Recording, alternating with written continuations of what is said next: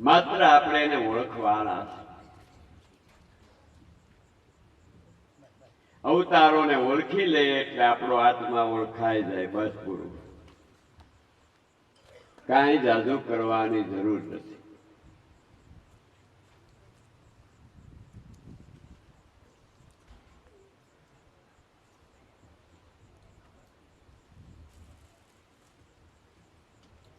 કારણ કે આપણે તો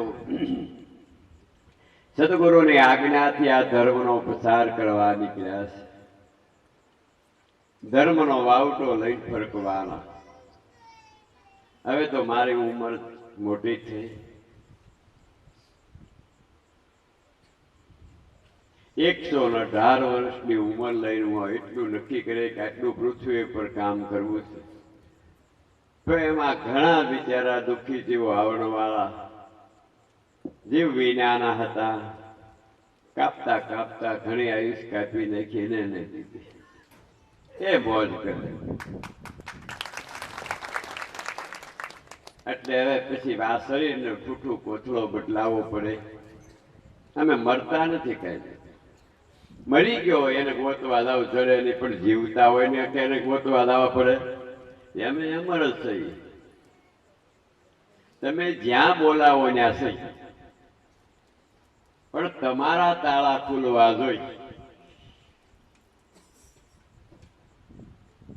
ઘરધણી 2 કલાક 4 કલાક બહાર ગામ ગયો ક્યાંક ગયો હોય તો ઘરે સાંજે આવે છે. આ સંસાર એનો છે, ની કઈ થોડો વયો જાય.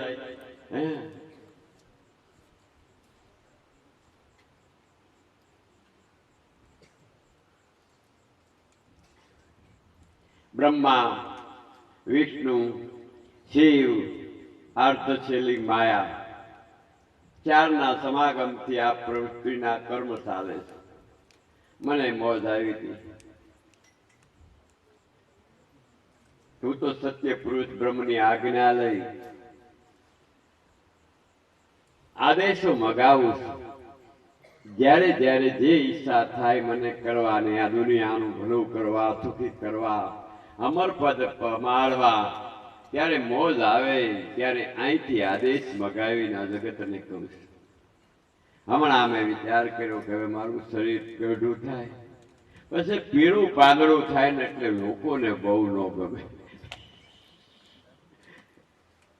પછી તો લીલું પાંદડું જોઈએ.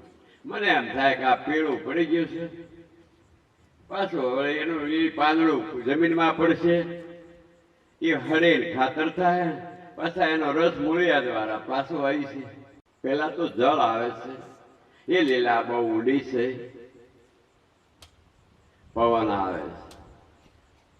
એટલે રક્ષણ રામને કરવા વશિષ્ઠ મુનિએ રામચંદ્રજીને જે કર્મ બતાવવામાં આવ્યું કરવામાં હનુમાન જતીનો ફાળો આવ્યો.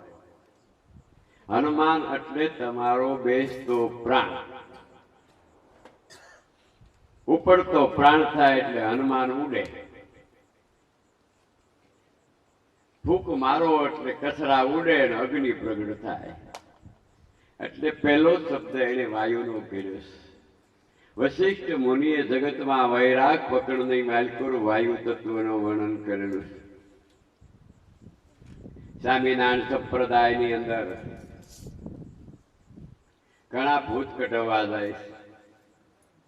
સારિંગપુરની માલિક ત્યાં ક્યાંય હનુમાન કોઈને સાધુ નહીં બન્યું નથી, અને હનુમાન છે જ નહીં. પણ જ્યારે કોઈ જીવાત્મા ભ્રમમાં પડે છે, ભ્રમ એટલે અજ્ઞાન અવસ્થામાં ભ્રમ પડે અને પોતાનું જ મને ભૂત બને છે, પછી એ ભૂતને સાફ કરવા માટે વાયુ તત્વ જોઈએ. કારણ કે વાયુ 2 કામ કરે. એક કચરો પડ્યો વીટોળો આવે તો ઉડાડીને આકાશમાં ચડાવી દે.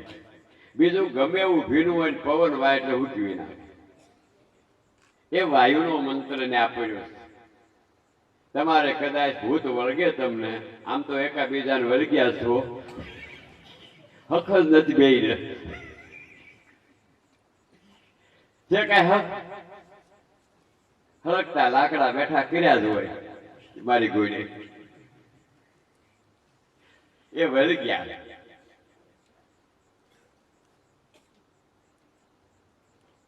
એટલે વાયુ મંત્ર પેલો ભણવામાં આવે છે. ગુરુ જીવને વાયુ મંત્ર ભણાવે એટલે જીવાત્મા જે સંકલ્પ કરે એની માલકોટથી તત્વ વાયુ ઉત્પન્ન થાય. આમ કરીને આમ શીતવે એટલે વસ્તુ આવી જાય. એ વાયુ પવન લાવે છે. આ વરસાદ ને પવન લાવે. માણસના હૃદયમાં 9 જાતના વાયુ છે. આમ તો 72,000 વાયુ છે. એકના 72 ભાગ પડ્યા છે. એ પેલો પૃથ્વી પર ગુરુ સાધક કોઈ પણ જીવને પેલો પવન આપે છે. પવન મંત્ર કહેવાય છે. અત્યારે હું કહું એમ તમે સાધના કરો એટલે